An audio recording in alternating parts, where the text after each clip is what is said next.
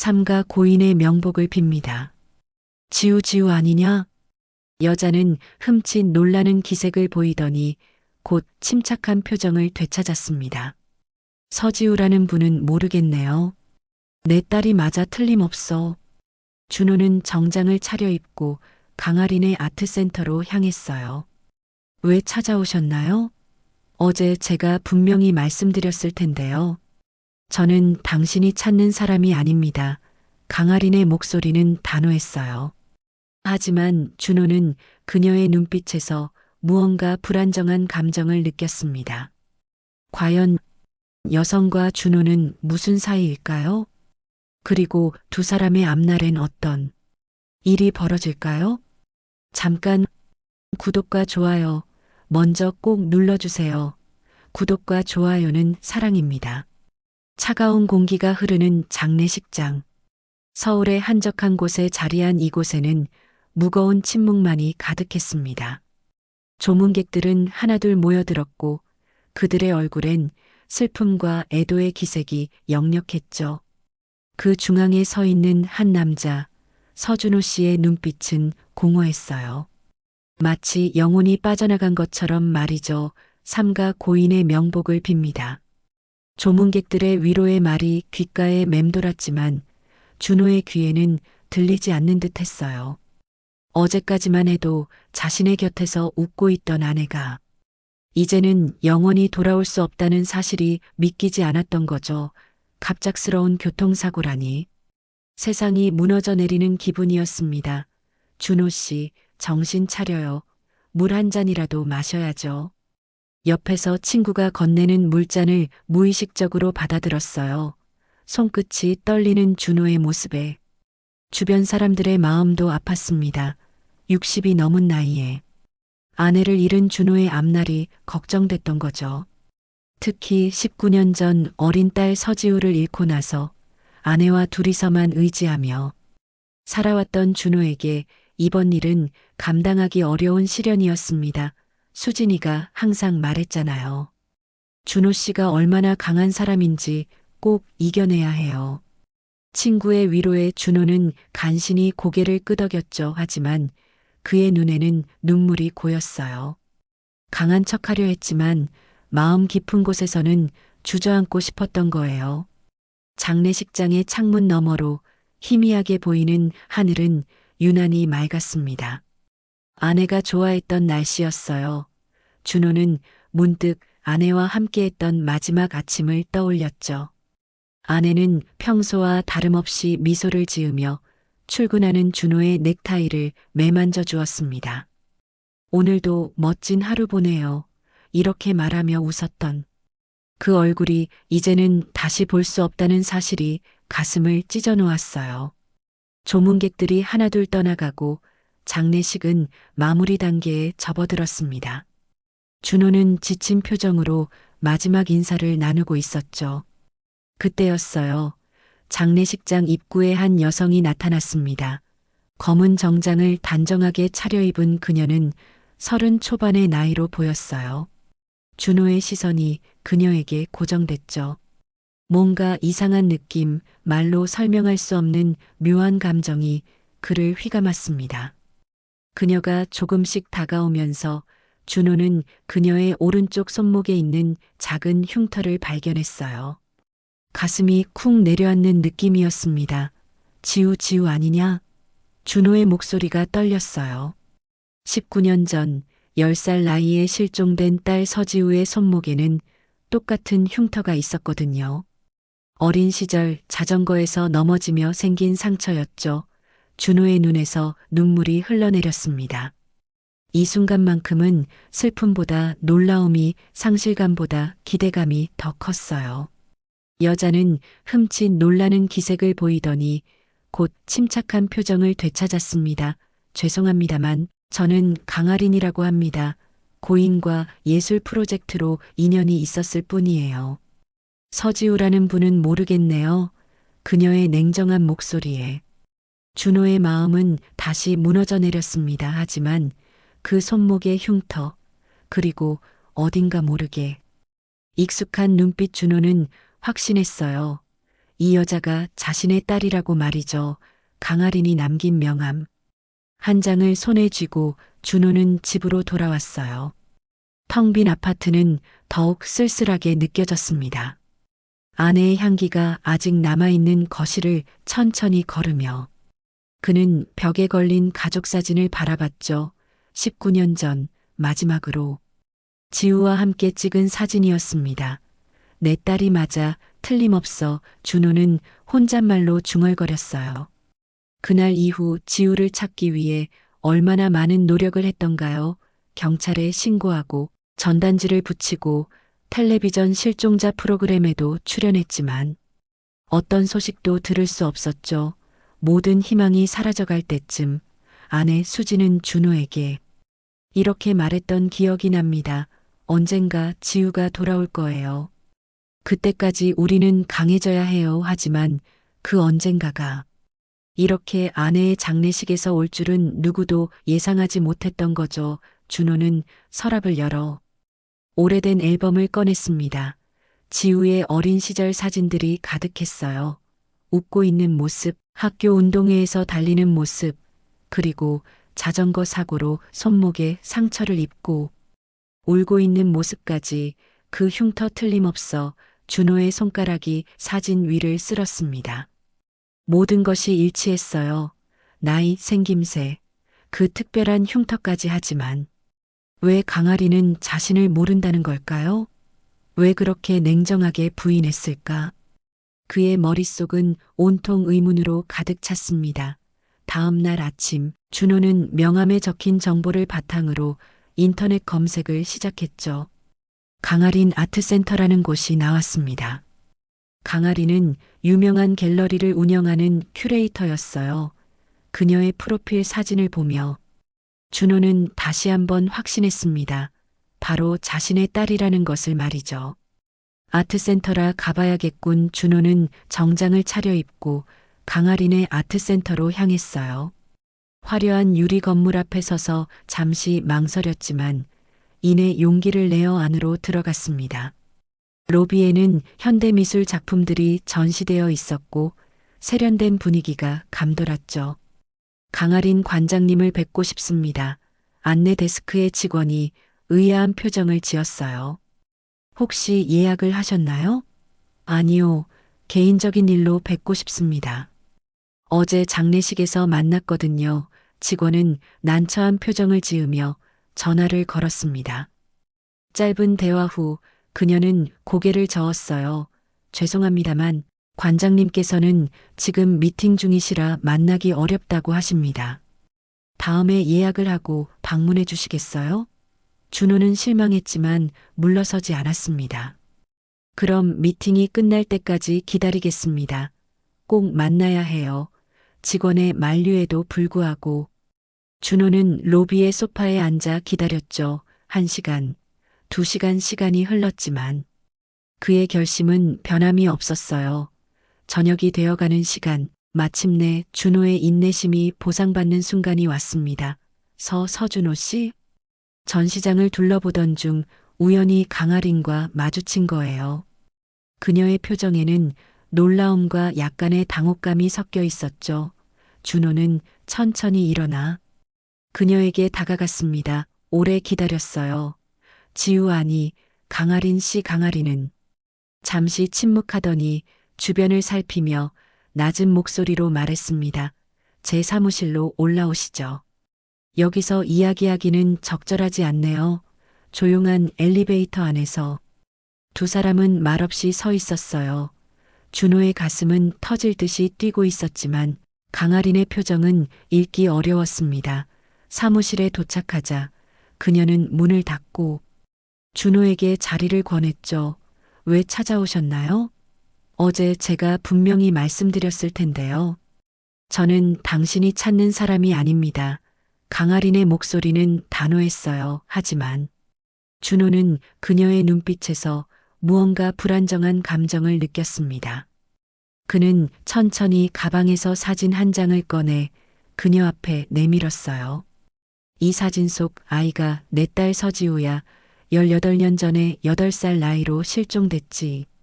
그리고 그 아이의 오른쪽 손목에는 준호의 시선이 강아린의 손목으로 향했습니다. 그녀는 무의식적으로 손목을 감싸 쥐었어요. 둘 사이에 무거운 침묵이 내려앉았죠. 저는 당신이 누구인지 모릅니다. 강아린의 목소리는 차가웠어요. 그녀의 눈빛에는 경계심이 가득했습니다. 그 흉터는 어린 시절 사고로 생긴 것일 뿐이에요. 많은 사람들이 비슷한 상처를 가지고 있죠. 준호는 한숨을 내쉬며 또 다른 사진을 꺼냈습니다.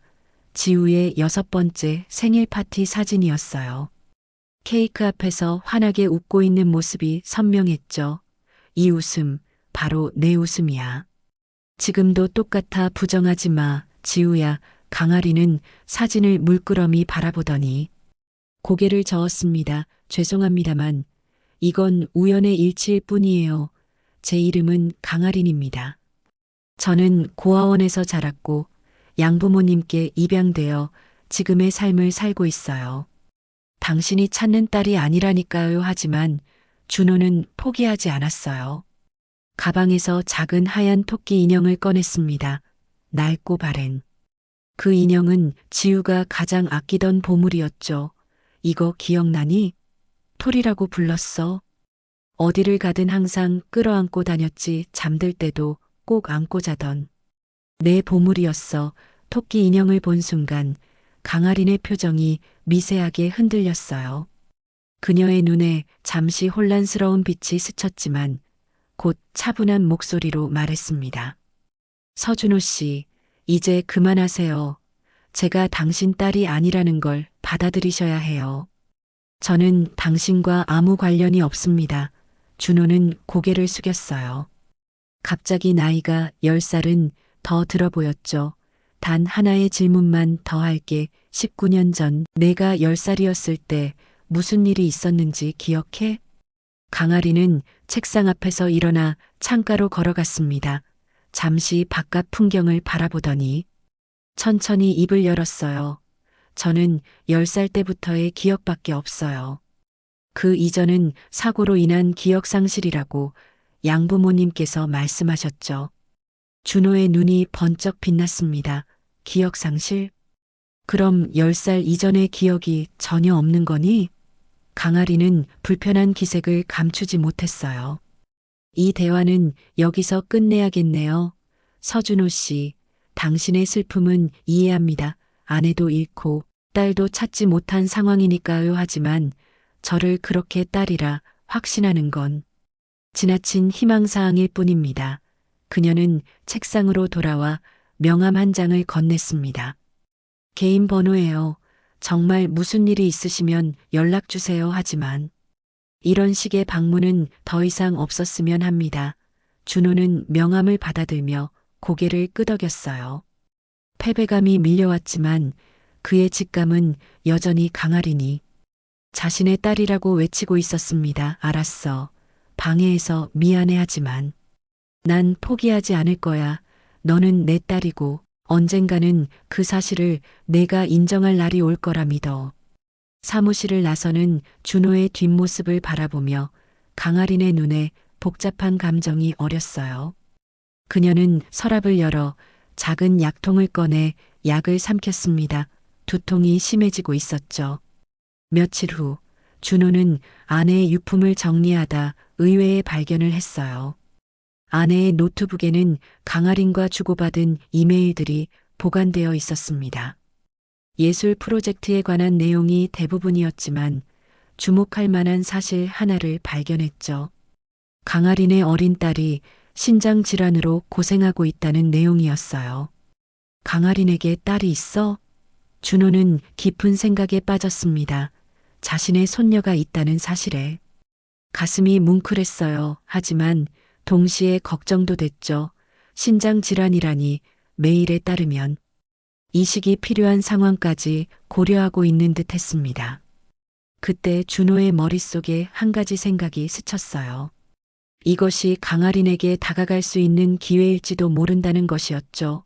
준호는 결심했습니다. 강아린의 딸, 즉 자신의 손녀를 돕기 위해 신장 기증 검사를 제안하기로 한 거예요. 떨리는 손으로 강아린이 준 명함의 번호를 눌렀습니다. 몇 번의 신호음 후 그녀의 냉정한 목소리가 들렸어요. 강아린입니다. 강아린 씨, 서준호입니다. 당신 딸의 건강 상태에 대해 알게 됐어요.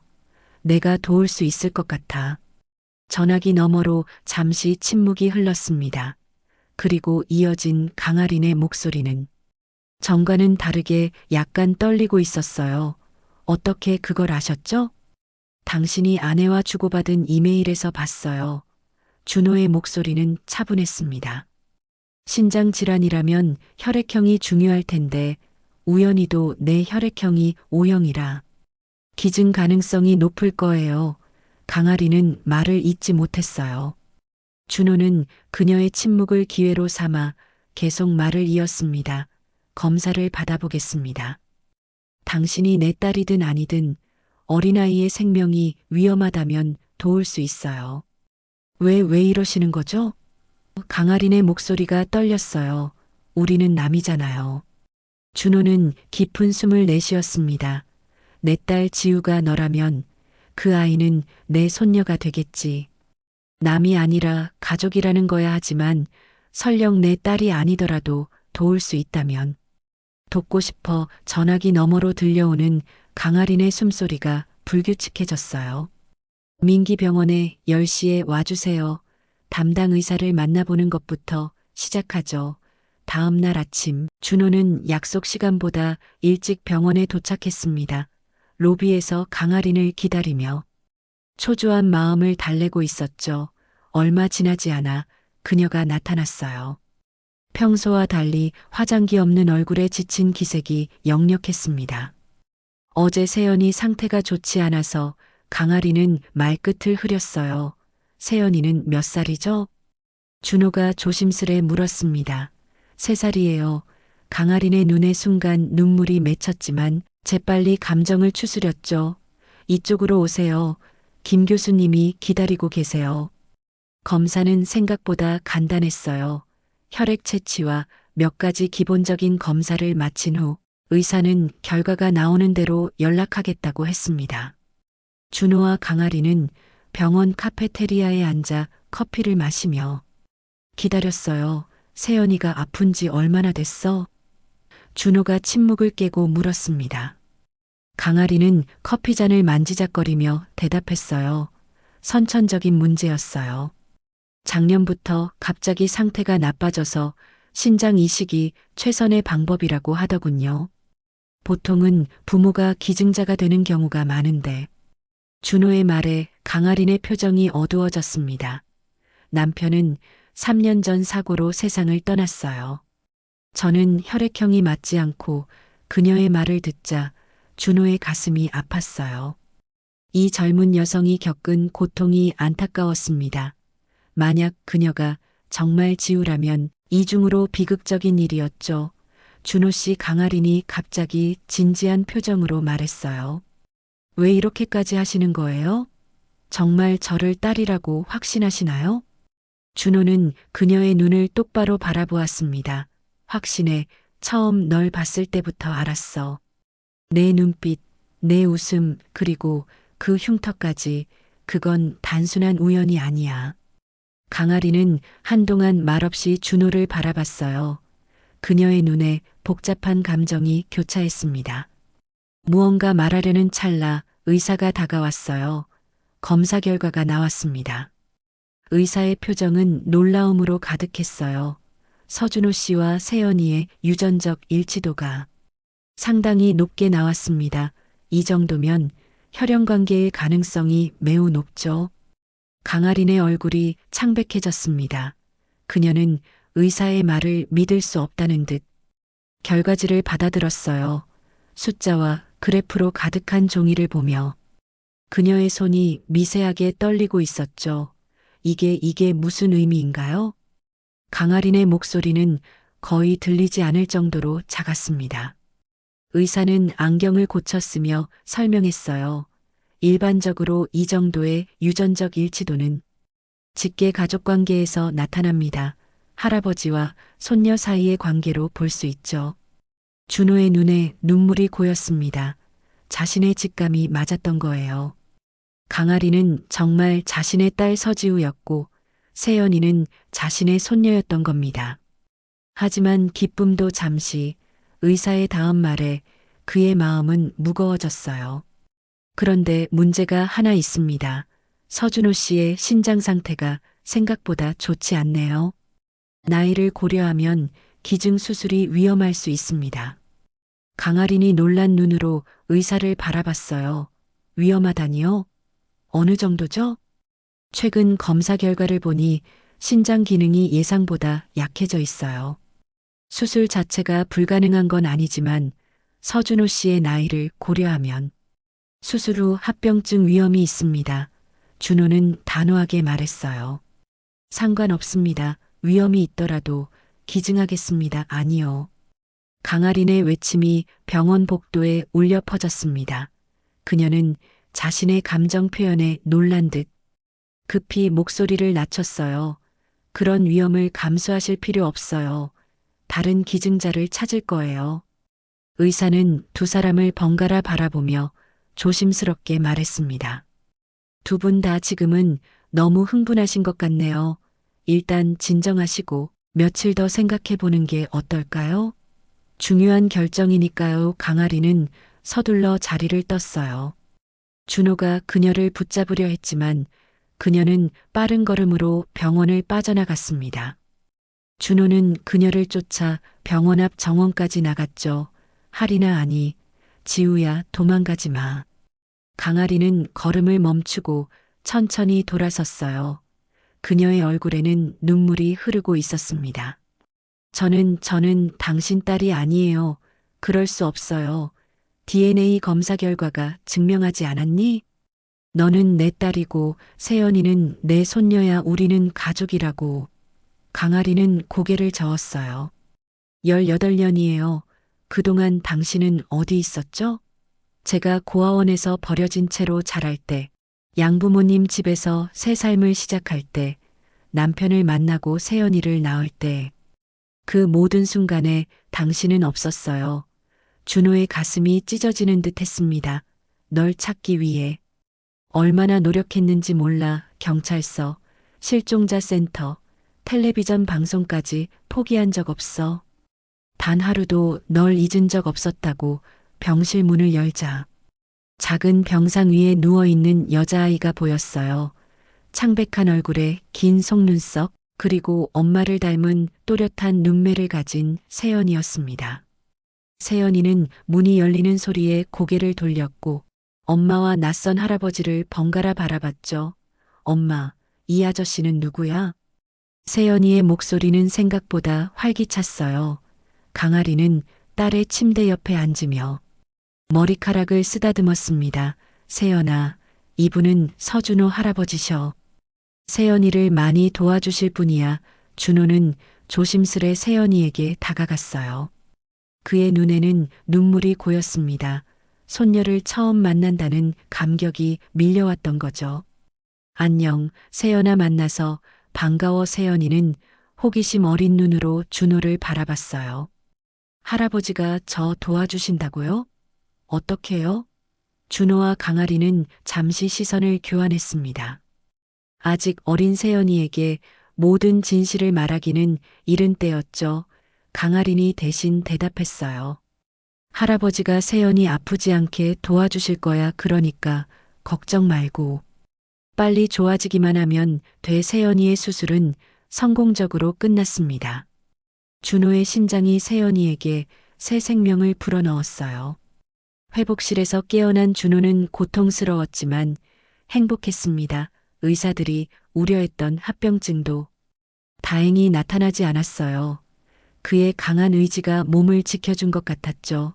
퇴원 후 강아리는 아버지를 자신의 집으로 모셨습니다.